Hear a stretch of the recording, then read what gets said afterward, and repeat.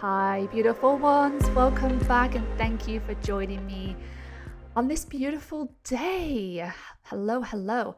Right, we're going to dive into three areas, really three key elements that have really built up my life. And when we say, about how we build up our life and how our I ams really create our reality within us and, all around us, right? And these three elements have created such a momentum within me. I just have to share all of this with you guys. And these three elements have really been the foundation to rebuilding my life, to rebuilding myself, and just really connecting back with myself as well. And I've truly, on my hand on my heart, I've never felt so much happiness, joy, and peace. And I just feel like each time I embody these three elements, throughout the course of the year, I feel like they get stronger and stronger. And with the happiness and the joy and the peace within me just amplifies even more as I'm putting these things into practice more and more. So I'm really excited to dive into these today with you guys. And like I said, it's been the foundation to creating my beautiful life and the joys and the fulfillment and the success that has followed from it, really. These three elements are movement, mindfulness, and manifestation. I've been really using these tools for the last decade, really, to create my business success. But when it came to my internal success, there was a lot lacking. And using movement as part of my wellness company with Juice Plus, it's been a big part of who I am, and I've fallen in and out of love with movement. But with tying it into these other three elements, it really created that beautiful harmony between myself and exercise, which I know some of you do struggle with. You struggle to fall in love with the aspect of movement. So we're going to dive into that a little bit in a moment. The other element is mindfulness. And like I said, each of these elements have so much to them, so much depth to each individual one of them, that when we practice mindfulness on so many different levels, we can be more mindful of our thoughts, our feelings, our relationships, our friendships, what we're putting into our bodies, what are we thinking about on a daily basis, what we tell ourselves, the I am statements that we create for ourselves, and the stories that we also create for ourselves as well. And being mindful, again, there's so many different pillars to this, which we can, again, dive into, is really, really, really powerful.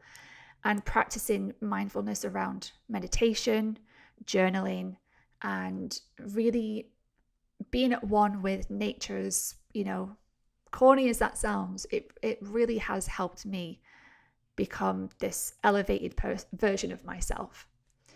And then the third element is manifestation, which is probably one of my favorite topics to talk about. I could spend a whole episode just talking about manifestation in itself, and we'll dive into that deeper because my passion really comes through with this, and it shows up so much in my life that I'll probably ramble on about this way more than the other elements, because I am really excited because you get to really visually see the results of manifestation. So let's dive into movement and how important that is. So with these three elements, like I said, they all tie in so beautifully together, and movement has been my therapy for me in terms of how it ties into my mindset, how I feel, how I have a relationship with my body, and how I nourish myself.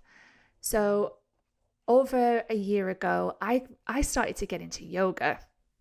And I'd been introduced to yoga, on and off throughout the years, but I could never really truly get into it. And my fascination was that I used to really struggle in getting into the pose and keeping it in the flexibility and all of that.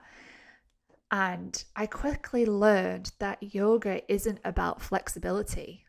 Most of the time, it's just about showing up. It's about using that space to connect, to feel, to embody the movement that you are doing.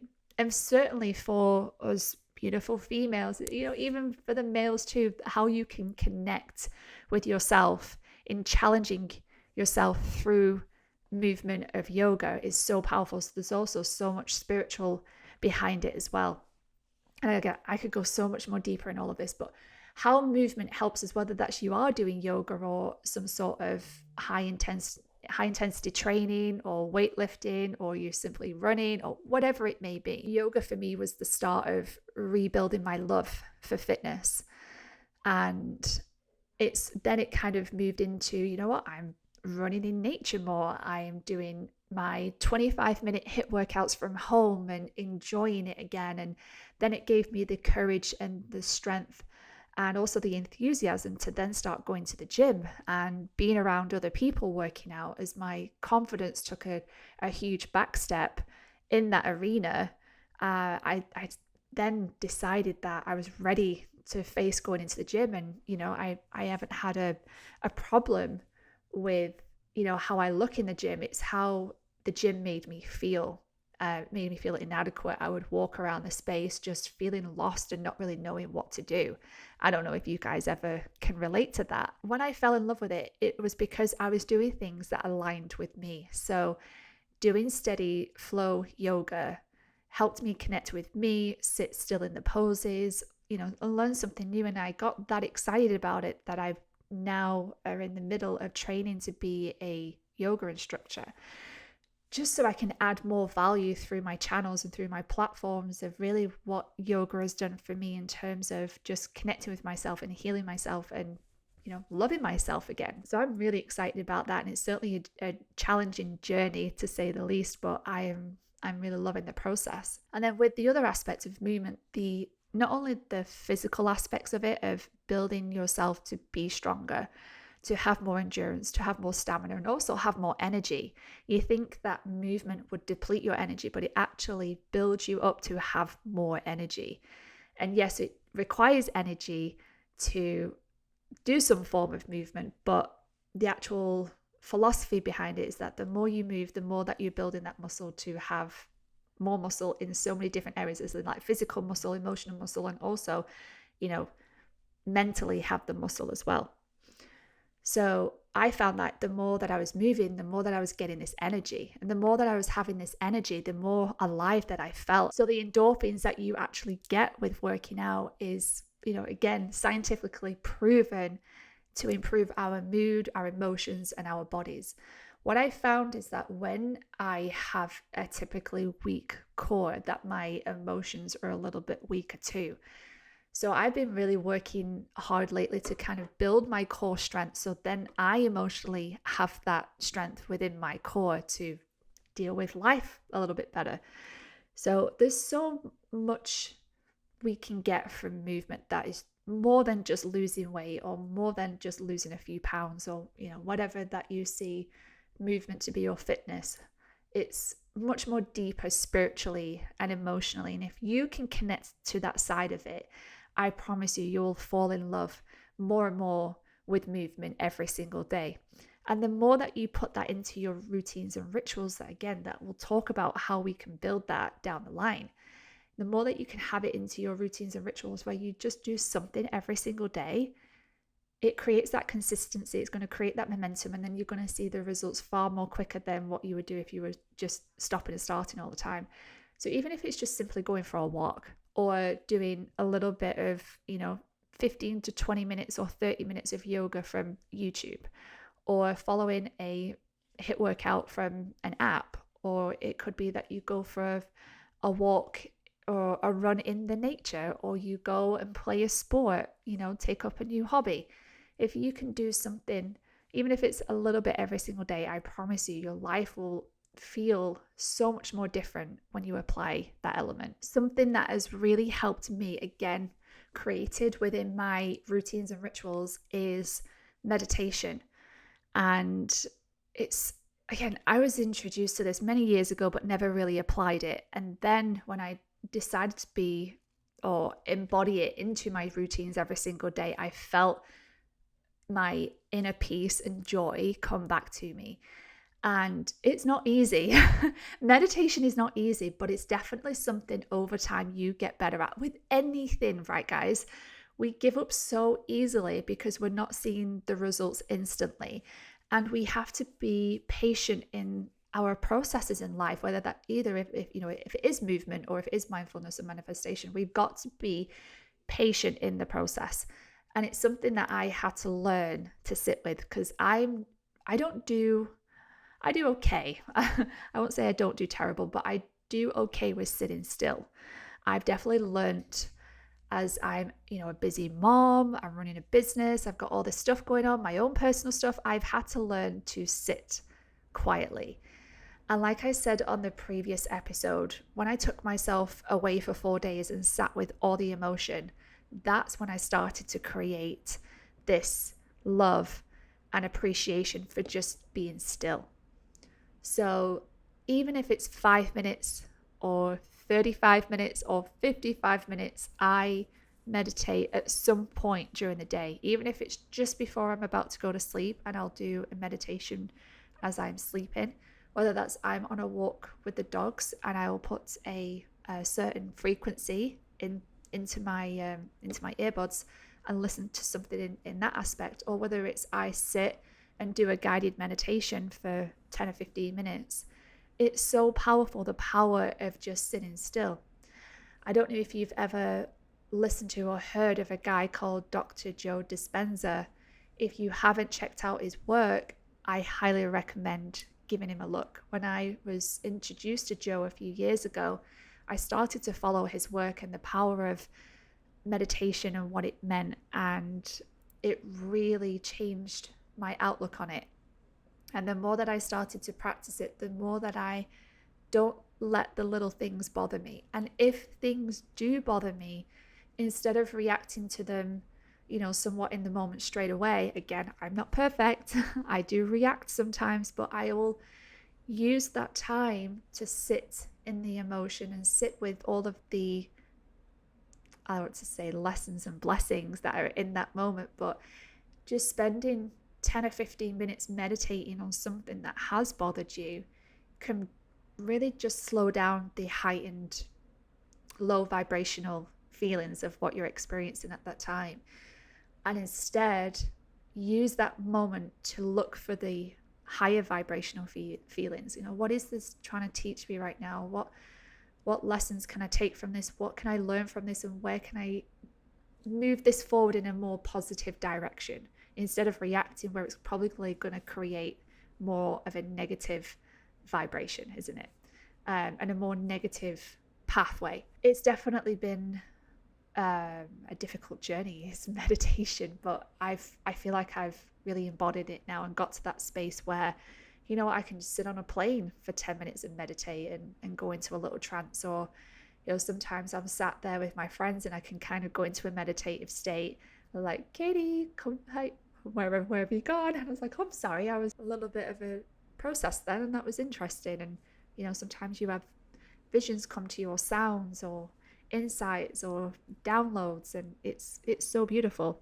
Not just meditating, but journaling too has been a big part of my routines and rituals. Again, I'm not perfect, but I aim to do at least something every single day.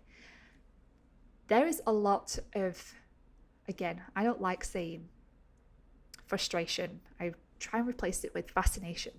It changes the whole dynamic of something. It takes the aggression out of the word, I feel like. But I find that people are so fascinated when it comes to journaling that they get confused in what is the right way. And I'm here to tell you there's no right or wrong way to journal, okay? It's your way and what feels good to you. My version of journaling is going to be different to everybody else's because it's my thoughts, my feelings, my paper, my pen, my words.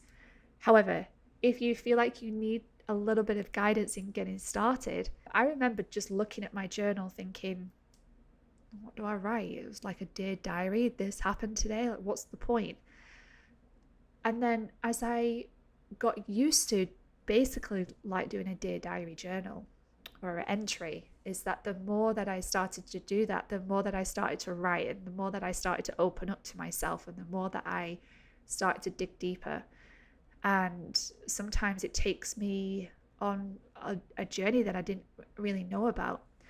I'm all for writing. I could write everything I'm talking about right now. I could write all day long. I love writing. I love words. I love speaking, but I don't love it as much as writing. So when it comes to journaling, I really embody what I'm writing and how I'm writing it. So here's a few little pointers for you guys if you want to start journaling, is to just do a few simple steps. What is the outcome of your journal? What is it that you want to achieve from journaling? Is it to just document your life? Is it to express how you're feeling, that you're kind of, muddled in your thoughts and you just want to get it on paper? You want to be able to have this journal that you look back in 12 months time and you can reread some of the stuff that you wrote from a year ago and be like, wow, what a difference. So my outcome for my journal is that I want it to be a documentation of my life, really. And if I would have known to journal then, everything I was doing, what I was thinking, the ideas I had, the strategies, everything, that book would be worth millions. Because I would love to go back and read the things I was doing. So after I kind of had that insight, I go, I want to document all the things I'm thinking and feeling, so therefore I can look back in time and go, wow, I had that idea and I didn't implement it, but maybe it's the right time now, and maybe I forgot about it. So I wanted to document my life, basically. And I always start off with the things that happened that day that were, positive. I then, in the middle of it, talk about things that wasn't so positive. Then I talk about the things and feelings that came up within the experiences of that day, where I feel like they really come from and what I can do either better or nurture that moment or nurture that feeling. And then I finish with the things I'm grateful for. And then also sometimes I put in there some, some visualization, some manifestation, what I'm looking to work towards and what I want to achieve in my life. So when I'm putting it down on paper, my subconscious mind is documenting all of this, so I know to then make subconscious decisions to help me get from where I want to be, where I am right now, to where I want to be. So journaling has been a big part of being more mindful. I'm more mindful when I'm having conversations. So instead of, always being on my phone, when I'm around people, is putting that down and really being connected with that person and not being distracted. It's difficult. It takes practice. And again, I'm not perfect, but I'm trying to be more mindful of being more connected in that space with my friends, with my family. I have been guilty of, around dinner time, it's close by, and replying to stuff that's happening. And typically, for some reason, all my friends are messaging me around about dinner time. And I'm like, why is it always dinner time? You guys message me. I have all day where I'm not with my family. I'm not with Lake. And here we are, you're messaging me and you want an answer right away. But I'm taking some space back I'm in parent vacation mode right now, which is horrible to say sometimes. I feel horrible saying it, but I've also embraced it. Lake is with her father for 4 weeks, and I've had some real time to reflect in when I go back to England, or when we go back to England, is really getting a understanding of what I want to be different, how I want our lives to be different. And one of the things that has definitely come up is I've not been with my daughter for 4 weeks. I haven't seen her for 4 weeks, and it's been difficult, but it's also been a time to really understand myself more. And it's been incredible. It's been hard, but it's been incredible. And one of the things that I've realized is that because I've been missing my daughter so much, that when I'm with her, I'm going to be with her more than ever, more present. And, the time that she's in school to the time when she isn't in school, I can get all of my stuff done on my phone when she's in school. When she's out of school, I'm going to be more present as a mother, more mindful of, her emotions, her experience of life, and really diving into that more as a parent, and being there for her more so than ever, and putting the phone away and putting the devices away until she goes to bed. I can pick up my device and get back to anything that I need to. Having that time for yourself is so important, that you can be more connected to yourself and be more mindful of of not only yourself and your feelings, but what you need to do moving forward. And I encourage you, ladies, mamas, I'm talking to you right now and giving you the permission to have, whether that's one day a month, is asking your partner or your spouse or, your love of your life to honor you a day where you can just go be. Take a parent vacation for a day where you can just be. So then you can have that space to really connect with yourself, know what it is that you need to do, how you need to show up better, and not come from an analytic point of view, but just to sit with yourself and reconnect with yourself. So not only you can be a better parent to your children, but you can be a better partner for your spouse as well. Journaling, how I came up with that I wanted to be more present with Lake, is that I wrote I was missing her, and it was a struggle, but you know what? It's also taught me that when I go back home, I want to be more present with her and more disciplined in the amount of time that I'm on my phone when I'm with her. Of course, it's never going to be that I put my phone away from 2:55 p.m. till 8 p.m. at night. That's, it's a lot of time. It's 4 or 5 hours nearly that I'm going to put my phone away in a drawer. Like that doesn't happen. But certainly in maybe 5 minutes every hour is just making sure that, nothing's cropped up or whatever. But it's definitely learning to be more mindful of how much I'm on my phone around other people, and certainly around my daughter, so that she knows that I am present and here for her. So that's mindfulness, guys. And even then, we've not even really touched the surface on mindfulness. I have some beautiful tools that will help you and guide you and support you in building into these 3 elements and help you on that journey to becoming more connected with yourself, but also those around you, and improve on yourself in a beautiful way, and dealing with some of the stuff that maybe have troubled you or is troubling you. Third element I want to share with you guys is manifestation. My favorite. As you can tell, I just light up around this topic because it flipping works. It actually works. And I have a whole book recommendation available in my ebook, which again, I'll share with that later. I started using the power of manifestation 11 years ago when I wrote my first blog post about the things I wanted in life, and not a ego standpoint, but just I just wanted to achieve my goals, right? I just wanted, the things that you want in life. It's okay to want things in life. I think we get so caught up in sometimes thinking that we shouldn't want things. And we can want things. We can have goals and we can have aspirations. It's okay. And it doesn't make you ungrateful for the things that you have currently in your life now. So I was 23 years old. I was living at home with my parents. I was car sharing with my boyfriend at the time. I was earning little to no money, working for the new family business, and I was a little bit fed up.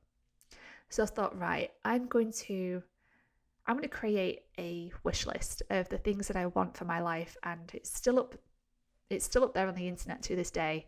But I created a blog post all that time ago, and I put on there that I wanted my own apartment, I wanted a mini Countryman, I wanted this little sausage dog, I wanted a Mulberry handbag, I wanted to go on vacation and not worry about it, and I wanted a pair of Ray-Ban sunglasses.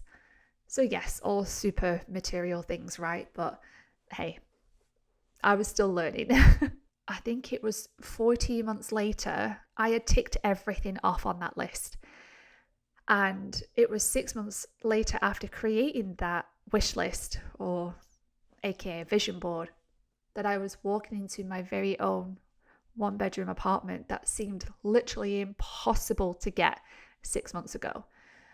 I then, a month later, picked up on Christmas Eve my own mini Countryman that again, 8 months later, felt impossible to get. I remember being so broke that I couldn't afford to fill up my car, so I had to sell it. So then I was car sharing with my boyfriend. I would drop him off at work and I would continue on to my place of work and then go home, sit at home and not be able to do anything because I was so broke. And picking up that car felt like I'd won the lottery. I felt so proud of myself and so excited that I was able to achieve something that seemed literally impossible. And over the years, having that manifestation mindset has really served me so well, in that everything that I've put my mind to truly, and that has been aligned for me, has happened. One of the biggest, most scariest goals that I had was that I wanted to live in America. And here I am doing this podcast episode from America right now. No idea how it would happen, when it would happen, but I thought I'd just see myself living there. I see my future family there. I see my life there. I see palm trees and the beach and the ocean. And yeah, and it was 15 years later, I was living in America, living in palm trees and the beach and the ocean and living my life. And yes, it might not have turned out to continue on that path as I moved back to England later on this year. It was an interesting journey, but I manifested that too. I manifested being able to live in America. The power of putting our minds to something, whether that's putting it down on paper, whether that's what we think about on a daily basis, whether we're writing it in our journal, whether we make a vision board and put it up somewhere that we can see it every single day. When we put our mind to something, when we visualize it, when we see it, when we embody it like it's already happened, our mind then starts making subconscious decisions in order to achieve that outcome or that goal or that experience. That's the simplest form of explaining how it works. And yes, you can put something on your vision board or your wish list and it might not happen for a very, very long time. But then you look back a decade later at an old vision board and you go, oh my God, I put a pair of sunglasses on there and I didn't even realize that I achieved it. Back then it was such a big deal, but maybe 5 or 7 years later, you're like, it's not a big deal now because maybe you have the income to be able to just go out there and buy something like that, right? A manifestation isn't just about getting things. It's also about manifesting who you want to be and how you want to show up and what you want in your life and how you want your life to look like. Since obviously going through a divorce, I started dating about 7-8 months later from that point. And it was really interesting because I was watching The Secret, the movie. I can't remember the characters' names in it, but I do know that one of the main characters was called Bray. And Bray was this construction guy. He had a stable career. He was, he had positive mindset. He was a family guy, just a nice guy. He had a pickup truck, all this stuff, right? I thought, I want a Bray. I want somebody like that. And during my healing process, I was watching and just filling my mind with good things, right? I hate scrolling through TV trying to find something to watch before, my wind down time. I like watching something on TV. I can't be bothered scrolling through so many channels. So I go to the last movie I watched and somehow got into the routine of watching The Secret every single day. And because I was just amazed by this character and thinking that is definitely somebody I need in my life, it was weird how I was in Starbucks one day working away and this guy came up to me, very similar looking to Bray from The Secret, and we got talking and I was like, oh, what do you do? And it's like, oh, I work in construction and have my own construction company. But I was like, oh, that's cool. Found ourselves talking about very similar things, had a positive mindset. He had a little nephew, was very family orientated and all this lot. So when he walked me back to my car, I was like, oh, are you parked far away? He's like, I'm actually parked right next to you as a pickup truck. I'm like, you can't make this stuff up. I'm like, okay. I went and called my friend straight away. Go, you never guess what? And I told her the story. I says, Katie, you really need to realize how powerful you actually are in how you can manifest things into your life. Is everything that you visualize comes to you. Do you realize that? And she went, "You're like the manifestation queen." I was like, "I know, this is so weird." And anyway, so I've practiced this theory again, where another character from a Netflix series, this beautiful guy, successful, very kind-hearted, has this kind of beautiful, big embodied hair, blue eyes, just his whole being is gorgeous. So I've been watching this Netflix series. It's got like 4 seasons, and I watch it when I'm getting ready. So when I'm drying my hair or curling my hair or whatever I'm doing, applying my makeup, I'll spend a little bit of time watching this Netflix series. And I was like, oh, I need that guy. He's amazing. Like, I am so in love with who he is as a character, who he is as a person, and everything. His mindset, his way of doing business, and his relationships, and just everything. I'm like, I need a guy like that.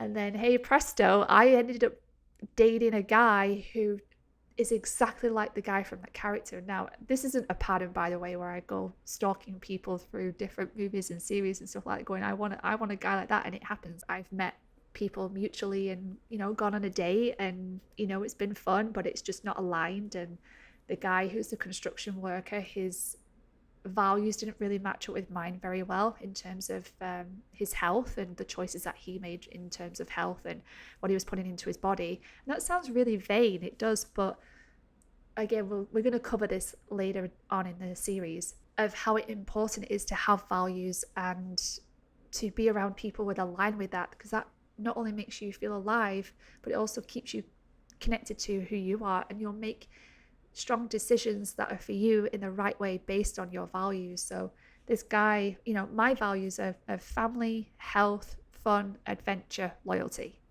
Exactly like that.